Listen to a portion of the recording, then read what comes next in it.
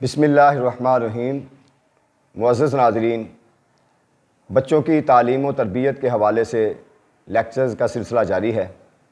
آج کے لیکچر میں ہم اس ٹاپک پہ بات کریں گے کہ چھوٹے بچے خاص طور پہ، اور ان میں پھر بڑے بچے بھی آ جاتے ہیں، کہ ان کو بعض اوقات آپ ایسی کسی بیماری میں وہ مبتلا ہو جاتے ہیں کہ آپ ان کے ٹیسٹ کرواتے ہیں، ڈاکٹر کے پاس لے کر جاتے ہیں اور پریشان ہوتے ہیں، مگر آپ دیکھتے ہیں کہ وہ صحیح نہیں ہو رہے، تندرست نہیں ہو رہے۔ اس کے اندر ایک چیز آ جاتی ہے جس کو ہم نظر بد کہتے ہیں۔ کیا نظر بد کی کوئی حقیقت ہے؟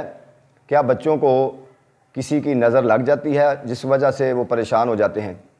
اس پر ہم گفتگو کرتے ہیں۔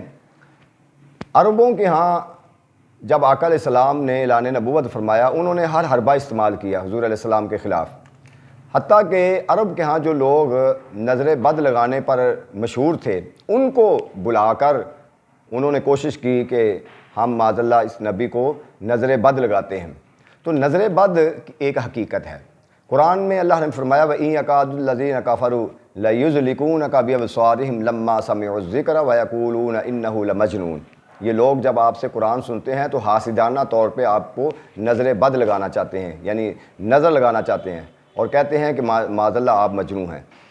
تو نظر بد یعنی کسی کی نظر لگ جانا اور اس کی وجہ سے پریشان ہو جانا، اس کی ایک حقیقت ہے، کیونکہ حضور علیہ السلام نے فرمایا، حضرت ابو ہریرہ غالباً اس کو روایت کرتے ہیں، فرمایا العین حق، کہ نظر بد جو ہے وہ حق ہے، یعنی اس کی حقیقت پائی جاتی ہے۔ اور اسی طرح ایک دوسری روایت میں حضور علیہ السلام نے فرمایا کہ تقدیر پر اگر کوئی چیز سبقت لے جا سکتی ہے تو وہ نظر بد ہے۔ تقدیر اللہ کے فیصلے کو کہتے ہیں، کہ اگر اس کا مطلب یہ ہے کہ ایک کوئی فیصلہ لکھا گیا ہے، اس پر کوئی چیز آگے بڑھ سکتی ہے، اس کو کوئی چینج کر سکتی ہے، یا اس پر کوئی سبقت لے جا سکتی ہے، وہ نظر بد ہے۔ کیونکہ ہمارے ہاں رواج یہی ہے کہ بچے کو تھوڑی سی کوئی تکلیف ہوئی تو ہم نے ڈاکٹر کے پاس لے کر جانا ہے۔ ہم روحانیت کی طرف کم مائل ہوتے ہیں، ہم قرآن کی طرف کم مائل ہوتے ہیں، ہم قرآن کی سٹڈی ہمارے پاس ہے نہیں کہ آیا کہ ہم گھر کے اندر بھی اس بچے کا علاج کر سکتے ہیں یا نہیں کر سکتے، بچہ کیوں رو رہا ہے۔ بعض اوقات گھر والوں کی نظر لگ جاتی ہے، بعض اوقات وہ بچہ خوش ہوتا ہے تو وہ اس کو نظر لگ جاتی ہے، کسی ہمسائے کی نظر لگ جاتی ہے۔ کیونکہ حدیث میں آتا ہے کہ حضور علیہ السلام نے، حضرت سلمہ کہتی ہیں کہ میرے گھر میں ایک بچی کھیل رہی تھی، اس بچی کے چہرے پر کچھ آثار نظر آئے، تو آقا علیہ السلام نے فرمایا کہ اس بچی کو کسی کی نظر بد لگی ہوئی ہے۔ تو یعنی نظر بد کا لگ جانا یہ ایک حقیقت ہے، اور خصوصی طور پر بچوں کو، اور خاص طور پر کچھ بچے کھیلتے ہیں، بڑے اچھے لگتے ہیں، والدین ہی بڑے خوش ہو کر اس کو دیکھتے ہیں۔ تو اب یہ ہے کہ نظر بد بچوں کو اگر ہو جاتی ہے تو اس کا علاج کیا ہے؟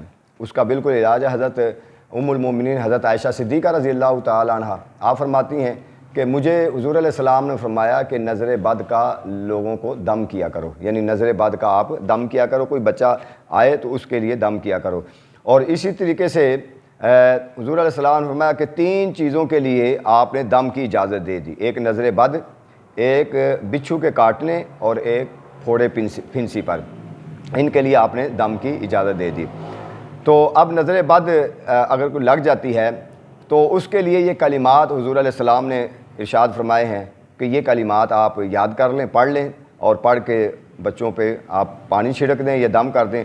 اعوذ بکلمات اللہ التامۃ من کل شیطان وہامۃ ومن کل عین لامۃ، یعنی یہ کلمات پڑھ کے آپ جس میں جو ہے وہ اللہ سے کلمات، اعوذ باللہ بکلمات التامہ، یعنی اللہ کے کلمات سے پناہ لی گئی ہے، من کل شیطان، ہر قسم کے شیطانی وسوسوں سے اور ہر قسم کے نظر بد سے۔ تو یہ کلمات پڑھ کے بچے کو پھونک ماری جائے۔ اگر کوئی یہ سمجھتا ہے کہ یہ مشکل ہے، یہ یاد نہیں ہوتی، تو اس کے لیے بہترین آسان حل یہ ہے کہ معوذتین جن کو ہم کہتے ہیں، کیونکہ حضور علیہ السلام جب اپنے آخری لمحات تھے اپنی ظاہری حیات مبارکہ کے، تو صحابی کہتے ہیں میں نے دیکھا کہ آپ معوذتین، یعنی جس کو قل اعوذ برب الفلق اور قل اعوذ برب الناس کہتے ہیں، وہ پڑھ کے اپنے ہاتھوں پہ ایسے پھونک مار کے اپنے جسم کے اوپر ملتے تھے۔ تو معوذتین پڑھا جائے۔ حضور علیہ السلام پر بھی جب جادو کا اثر ہوا تو یہ دونوں صورتیں نازل ہوئیں اور جس کی وجہ سے وہ زائل ہو گیا. تو آخری دو صورتیں سورۃ الفلق اور سورۃ الناس یہ پڑھ کے بچوں پہ دم کیا جائے تو انشاءاللہ نظر بد کا بہترین علاج ہے. اور نظر بد کا علاج ڈاکٹر کے بجائے آپ روحانیت سے یعنی قرآنی آیات سے اور دم کے ذریعے سے اس کا علاج کریں. خود کر لیں, قرآنی آیات پڑھ لیں. وَإِن يَكَادُ الَّذِينَ كَفَرُوا لَيُزْلِقُونَكَ بِأَبْصَارِهِمْ لَمَّا سَمِعُوا الذِّكْرَ وَيَقُولُونَ إِنَّهُ لَمَجْنُونٌ وَمَا هُوَ إِلَّا ذِكْرٌ لِّلْعَالَمِينَ. یہ قرآن کی آیت پڑھ لیں یا یہ کلمات جو ہیں حدیث میں اعوذ بکلمات اللہ التامہ من کل شیطان وہامۃ ومن کل عین لامۃ, یہ حدیث کے الفاظ ہیں, یہ پڑھ لیں. اگر یہ بھی مشکل لگتے ہیں تو معوذتین پڑھ لیں, یعنی آخری دو صورتیں جو ہیں قل اعوذ برب الفلق اور قل اعوذ برب الناس, ان دونوں صورتوں کو پڑھ کے چاہے پانی پہ پھونک مار کے بچوں کے اوپر چھڑک دیں یا پلا دیں یا ویسے ان کے اوپر پھونک مار دیں یا کسی آپ عالم دین کے ساتھ اس سے دم کروا لیں.